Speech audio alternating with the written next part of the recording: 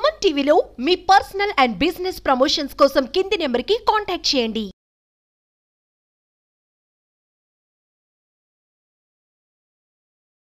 నమస్తే రమ్మగారు. నమస్తే జయ. రమ్మగారు, ఏదైనా ఒక మంచి కథ చెప్పండి రమ్మగారు. చాలా రోజుల నుంచి ఒక కథ చెప్పాలనుకుంటున్నాను జయ. యాక్చువల్గా అంటే లేటెస్ట్ రైటర్స్ కథలు నేను పెద్ద ఎక్కువ చెప్పల. అవును, మనం అన్ని పాత చందమామ కథలు చెప్తాము.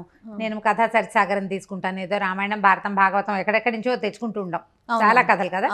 అయితే లేటెస్ట్ రైటర్స్ ఇప్పుడు మనతో పాటు నాకు సమకాలీకులు కొద్దిగా నాకంటే ఒక 5-6 ఏళ్ళు ముందున్న వాళ్ళు అట్లా ఉన్న రైటర్స్ కొంతమందితోటి పరిచయాలు ఉన్న కథలు తెలిసినా నేను ఎప్పుడు చెప్పల. నాకు ఎప్పటి నుంచో ఒక కథ చెప్పాలని నా ఉద్దేశం. అయితే దాసరి వెంకటరమణ గారిని వీరు చందమామలో చాలా కథలు రాశారు. చాలా మంచి స్టోరీ రైటర్, పిల్లల కథలు ఎక్కువగా రాశారు. ఓకే. ఆయన రాసిన కొన్ని కథల్ని వికాస విద్యావనం అని మనకి ఉయ్యూరు దగ్గర విద్యావనం అని ఉందా, ఆ స్కూల్లో ఒక 6th క్లాస్కి పాఠ్యాంశాలుగా తీసుకున్నారు. చాలా బాగుంటాయి మంచి కథలు. వారి కథలో నాకు సుప్రతీకుడు ప్రశ్నల కథ చాలా ఇష్టం. ఓకే. అంటే ఇలాంటి కథలు మనం అక్బర్ బీర్బల్లోను, తర్వాత ఏమో కొంతమంది రాజుల కథల్లోను, ఎలా అంటే మన యక్ష ప్రశ్నలు లాంటి ప్రశ్నలు ఉన్న కథలు నాకు ఇష్టం. అవి వీరు రాసిన ఈ సుప్రతీకుడు ప్రశ్నల కథలు చాలా ఇష్టం. ఇటీవల ఒకసారి మాట్లాడాను నేను ఎప్పుడో వారితోటి. అయితే నేను కొత్త రైటర్స్ చెప్పాలంటే నేను బాగా న్యాయం చేయలేనని అనుమానంతో నేను చెప్పనంటే చెప్పండి అమ్మా ఈ కథ మీరన్నారు. ఆయన పర్మిషన్ తోటి అది చెప్పాలనుకుంటున్నాను అనమాట. సుప్రతీకుడు ప్రశ్నలు కాదు రమ్మగారు, ఇలా రైటర్స్ చెప్పేటప్పుడు ఒక చిన్న సమస్య ఎదురవుతోంది. బహుశా మరి మీ దాకా వచ్చిందో లేదో నాకు తెలియదు, కానీ ఏంటంటే వాళ్ళ రైటప్ ఒక రకంగా ఉంటుంది, నేరేషన్ ఒకలాగా ఉంటుంది. మీరు చెప్పేటప్పుడు మీ పద్ధతిలో వెళ్ళిపోతుంది, ఆ ఫ్రేమింగ్ అంతా అందులోనే ఉంటుంది. బట్ మీరు చెప్పే విధానంలో చెప్తారు కదా, కొన్ని కామెంట్స్ చూడటం, మేము ఇలా చెప్పలేదు కదా, మేము ఇలా రాయలేదు కదా అనేసి. సో దానివల్ల కొంతమంది రైటర్స్ కథల్ని మనం తీసుకోలేకపోతున్నామండి. మీరు ఫేస్ చేశారా? నేను ఫేస్ చేయలేదు, కానీ వస్తుందని నా ఉద్దేశం. ఎందుకంటే నేరేషన్ చేసేటప్పుడు చదివితే యథాతథంగా చదివేస్తాం, చెప్పేటప్పుడు అలా యథాతథంగా రచయిత తాలూకు పూర్తి భావాలని నేను ఆవిష్కరించలేకపోతాను. నా మీద నాకు కూడా డౌట్లు ఉన్నాయి చాలా. అంటే మీ పద్ధతి మీది కదా రమ్మగారు, ఎవరి పద్ధతి వాళ్ళకు ఉంటుంది కదా, మీది కానిది మీరు చెప్తున్నారు. అదే అలాంటప్పుడు కొంచెం తేడా వస్తుంది కదా, నేరేషన్లో మారుతుంది. ఇప్పుడు మహాభారత కథలు కూడా కొన్ని పెద్దవాళ్ళు చెప్పినవి, కొంతమంది లబ్ధ ప్రతిష్ఠులు చాలా ప్రజ్ఞాపాఠవాలు ఉన్న పెద్దవాళ్ళు చాలామంది ఉన్నారు.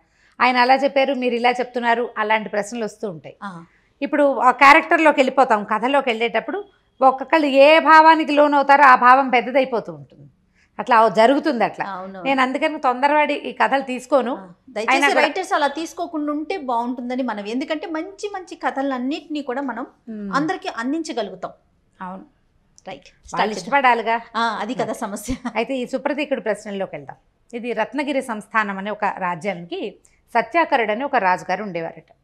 అయితే ఆయన రాజ్యంలో చాలా గొప్ప గొప్ప పండితులు ఉండేవారు. ఆయన కవిగాయక పోషకుడు. ఎవరెవరో వేర్వేరు దేశాల నుంచి ఈ సంస్థానానికి రాజ్యానికి వచ్చి ఈయన దగ్గర ఉన్న పండితులతోటి వాదించి ఎవ్వరూ గెలవలేకపోయేవారు. సత్యాకరుడికి తన పండితుల పట్ల ఆయనకి చాలా అత్యద్భుతంగా, అంటే ఒక సంతోషం అన్నమాట. మా దగ్గరున్న పండితులు మహాద్భుతమైన పండితులు మా రాజ్యంలో. అయితే తన పండితుల యొక్క ప్రతిభా విశేషాలకి చాలా మెచ్చుకుని ఆయన ఏం చేశారట, ఒక బంగారు గంటని తయారు చేయించారు. అది బయట వేళ్లాడి కట్టించారు. ఎవరైతే పండితులు ఈ గంట కొట్టి నన్ను అడిగి మా పండితుల్ని కనుక ఓడిస్తే వాళ్ళకి 1,00,000 వరహాలు బహుమతిగా ఇచ్చి ఈ గంటను కూడా వారికే బహుమతిగా ఇస్తానని ప్రకటించారు. 1,00,000 వరహాలు, బంగారపు గంట. తర్వాత ఈ రత్నగిరి సంస్థానంలో ఉన్న పండితుల్ని ఓడించారనే జయపత్రిక. చాలామంది ప్రయత్నం చేశారు, కానీ ఎవరు గెలవల.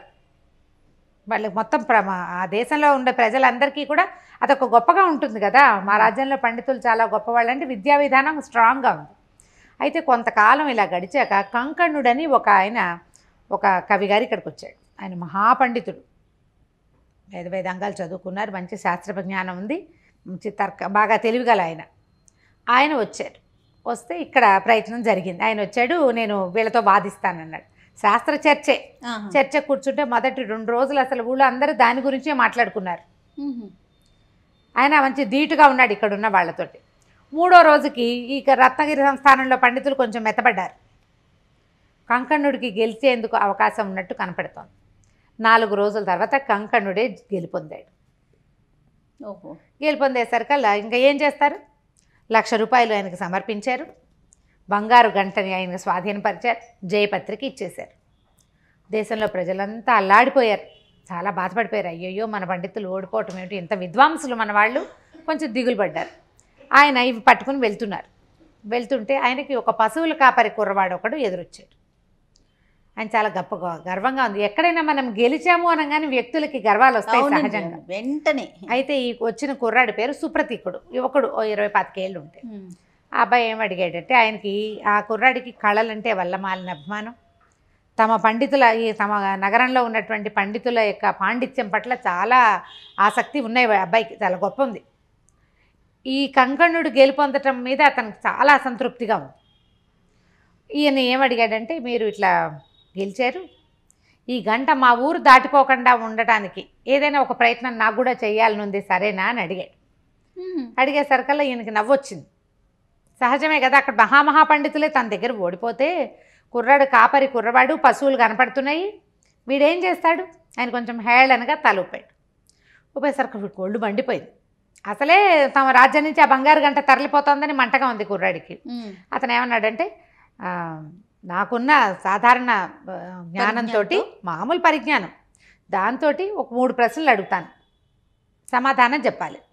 ఒక్క ప్రశ్నకి సమాధానం చెప్పలేకపోతే, గంట వదిలేయండి. 2 ప్రశ్నలకి సమాధానం చెప్పలేకపోతే మీరు తీసుకున్న 1,00,000 వరహాలు ఇచ్చేసేయండి.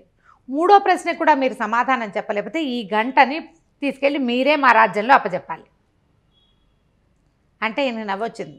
ఏమడుగుతాడు, నీతోనేం వాదనేమిటి అని అనకూడదు, అనకుండా అలాగే అడగమన్నాడు. అయితే ఈ అబ్బాయి 3 ప్రశ్నలు అడిగాడు. ఈ సుప్రతీకుడు ప్రశ్నలకి కథకి కీలకం ఇదేనమాట. మొదటి ప్రశ్న ఏమడిగాడంటే, తెలిస్తే కానీ చెప్పలేనిది, చెప్తే కానీ తెలియంది, ఆలోచిస్తే అర్థమయ్యేది ఏమిటి అని అడిగాడు. చెప్తే కానీ తెలియంది, తెలిస్తే కానీ చెప్పలేనిది, ఆలోచిస్తే చెప్పగలిగేది బాగుంది అని అడిగాడు. అడిగేసరికి ఈయన ఏం ఆలోచించాల. చెప్తే కానీ, ఇప్పుడు నువ్వు ఉన్నావు, నీ పేరు చెప్తే కానీ నాకు తెలీదు, అంతేగా, నీ పేరు నాకు తెలిస్తే కానీ నేను చెప్పలేను. అవును, ఈ రెండింటి మీదే ఆలోచించాడు. ఆలోచిస్తే అర్థమవుతుంది అనేది వదిలేసాడు. మూడోది వదిలేసి ఆయన ఏమన్నాడు, ఏముంది పేరు, మనిషి పేరు అన్నాడు. అనగానే కాదన్నాడు ఆ సుప్రతీకుడు. మనిషి పేరు చెప్తే తెలిసిపోతుంది, అందులో ఆలోచనకి ఏముంది? నీ పేరు నాకు తెలియతే నేను ఎంతసేపు ఆలోచించినా నీ పేరు నేను చెప్పలేను. అంతేగా, మనిషిని చూసి పేరు చెప్పలేము. తెలిస్తే కానీ చెప్పలేము, చెప్తే కానీ తెలియదు, ఆలోచిస్తే అర్థమయ్యేది పొడుపు కథ. ఏదో ఒక పొడుపు కథ అడిగాం, నువ్వు ఆలోచించు, చెప్పగలుగుతావు. తార్కికంగా ఆలోచిస్తే నువ్వు సమాధానం చెప్పగలుగుతావు. పేర్లు కాదు, తార్కికంగా ఆలోచిస్తే మనం పేర్లు కాదు చెప్పగలిగేది. అనంగా నేను నిర్ఘాంతపోయాడు. గంట అక్కడ పెట్టండి అన్నాడు. చెప్పలేకపోయాడు కదా ప్రశ్న. సరే, గంట పక్కకు పెట్టారు. రెండోది అడిగాడు. ఒక చెట్టుకు 2 కొమ్మలు, ఒక్కో కొమ్మ మీద 5గురు కూర్చున్నారు. 5గురు వేసి, ఈ కొమ్మ మీద 5, ఈ కొమ్మ మీద 5. వాళ్ళ కుత్తుకలు కత్తిరించాం, అయినా నెత్తురు రాలేదు, నొప్పి కలగలేదు. ఏమిటది అని అడిగాడు. ఈయన ఆలోచిస్తూ ఉండిపోయాడు.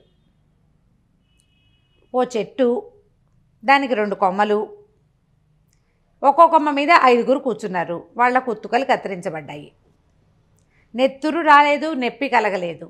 ఏమిటో చెప్పండి. చెప్పలేకపోయాడు ఆయన. ఏంటి బట్టి, వేళ్ళు గోళ్ళు, ఒక మనిషి, చెట్టు, అతను 2 కొమ్మలు, 2 చేతులు, ఒక్కో దాని మీద 5గురు కూర్చున్నారు. గోళ్ళు కత్తిరించాం, ఒక చుక్క నెత్తురు కూడా రాలేదుగా. నెత్తురు రాదు, నొప్పి రాదు, గోళ్ళు కత్తిరిస్తే నొప్పి ఎక్కడ వస్తుంది? లేదు. అది తీసి 1,00,000 రూపాయలు తీసి పక్కన పెట్టాడు. ఇంక ఇప్పుడు 3వ సమాధానం చెప్పాలి. ఒక పెద్ద రాజ్యం, సౌశీల్య రాజ్యం. మొన్నటి వరకు రత్నరాజు ఒక ఆయన, రత్నశీలుడు మహారాజు పరిపాలించాడు. రత్నశీలుడు మరణానికి ముందు ఎవరు పరిపాలించారు ఆ రాజ్యాన్ని? వీళ్ళకి సౌశీల్య రాజ్యం పక్కనే ఉంది. ఆ రాజుల పరంపర అందరికీ తెలుసు. రత్నశీలుడు మరణించడానికి ముందు ఎవరు పరిపాలించారు అని అడిగితే ఈయన వెంటనే, అందులో పెద్ద ప్రశ్న ఏమిటి, రత్నశీలుడికి ముందు సౌశీల్యుడు పరిపాలించాడు అన్నాడు. ప్రశ్న ఏమడిగాడు? మరణానికి ముందు ఎవరు? రత్నశీలుడు మరణానికి ముందు రత్నశీలుడే పరిపాలించాడు. ఓడిపోయాడు 3వ ప్రశ్న కూడా. ఎంత క్లియర్గా ఉంది చూడు. Logical ఒక రాజ్యానికి ఒక 10 మంది రాజులు ఉన్నారు, చాలా గొప్పది. అందులో ఒక రాజు మరణానికి ముందు ఎవరు పరిపాలించారు అంటే మరణానికి ముందు ఆయనే పరిపాలిస్తాడు. ఈ రాజు కంటే ముందు పేరు చెప్పేస్తాం గబుక్కున, అంతే. అట్లా ఆ లాజిక్ తన్నేసరికి ఇప్పుడు ఈయన ఏమి చేయలేపాడు కంకణుడు. వెంటనే ఆ గంటనెత్తి పల్లకీలో పెట్టించి తీసుకెళ్ళి ఊళ్ళో చెప్పాడు. ఆ రాజుకి ఆ పల్లకీతో పాటుగా గంతులేస్తూ వచ్చిన సుప్రతీకుడిని రాజ్యంలో ప్రజలందరూ చూశారు. ఆ గంటని వెనక్కి తెప్పించడానికి ఆ పిల్లవాడు చేసిన ప్రయత్నం అన్నమాట. ఇది తీసుకెళ్ళి రాజుకు అప్పచెప్తే రాజు ఆశ్చర్యపోయాడు. పశువుల కాపరి కుర్రవాడికి ఇంత ప్రజ్ఞ, ఇంత మహాపండితుడిని ఓడించగలిగాడా? ఇందులో 3 ప్రశ్నల్లో కేవలం లాజిక్కే ఉంది అంతే. దీనికి ఆ మహాద్భుతమైన పాండిత్యం ఒకళ్ళ బ్రెయిన్ వాడాలి అంతే. అయ్యేసరికల్లా ఆయన ఆ కుర్రాడు ఏం చెప్పాడంటే మాది పండిత వంశమే ప్రభు, సంపదలన్నీ పోయి నేను పశువుల కాపరిగా ఉన్నానని చెప్తే ఆ కుర్రవాడిని తమ పండితుల సదస్సులో అతన్ని కూడా చేర్చుకున్నారు మంచి జీతం మీద. తదనంతరం చదువుకునేందుకు సుప్రతీకుణ్ణి తమ రాజ్యంలో ఒక మంచి పదవిలోకి నియమించుకున్నారు. ఆ గంటని మళ్ళీ యథాస్థానం ప్రవేశయామి చేసి చక్కగా కట్టేశారు. కంకణుడికి ఒక నమస్కారం పెట్టి పంపించేశారు. శభాష్. సుప్రతీకుడి ప్రశ్నలు అంటే ఇప్పుడు మన రాజ్యంలోంచి ప్రతిభా పాఠవాలు ఇక అక్కడున్న పాండిత్యంలో పండితులు ఎవరైతే ఉన్నారో ఆ సమూహానికే కాదని రాజ్యంలో ఉన్న వాళ్ళందరూ కూడా ఎంతో కొంత ప్రతిభాశాలుడే ఉంటారు. ఈ రాజ్య గౌరవాన్ని బయటికి పోనివ్వకూడదనేంత రాజభక్తి కలిగిన వాళ్ళు రాజ్యంలో చాలామంది ఉన్నారని, అందులో పశువుల కాపర్లు కూడా వాళ్ళ ప్రయత్నం వాళ్ళు చేయగలరని చూపించటమే ఈ కథ. అంటే ఎవ్వరూ అతిథులు కాదు అంతే కదా. అంతే. ఆ రాజ్యంలో ఉన్న వాళ్ళందరూ పండితులే, ప్రతి వాళ్ళు తార్కికంగా ఆలోచించగలిగిన వాళ్ళే. వాళ్ళ రాజస్థానం గురించి ఎంత చక్కగా ఆలోచించాడో చూడండి. ఆలోచించి తమ పరువు బయటికి పోకుండా దాన్ని నిలబెట్టుకున్నాడు. శభాష్. మంచి కథ. చాలా బాగుంది. ఎప్పటి నుంచో చెప్పాలనుకుంటున్నా, మొన్న పర్మిషన్ ఇచ్చేశారు ఆయన, చెప్పండి ఎలా చెప్తారో చూద్దామని. సో ఈ సుప్రతీకుడి ప్రశ్నల్ని కొంచెం ఆలోచించి తార్కికంగా పిల్లల్ని అడిగి సమాధానాన్ని రాబడితే చాలా బాగుంటుంది. ఇలాంటివి మనకు చాలా కథ లాజికల్ క్వశ్చన్స్ కదండి. తప్పకుండా రమ్మగారు. Thank you so much. నమస్తే. నమస్తే.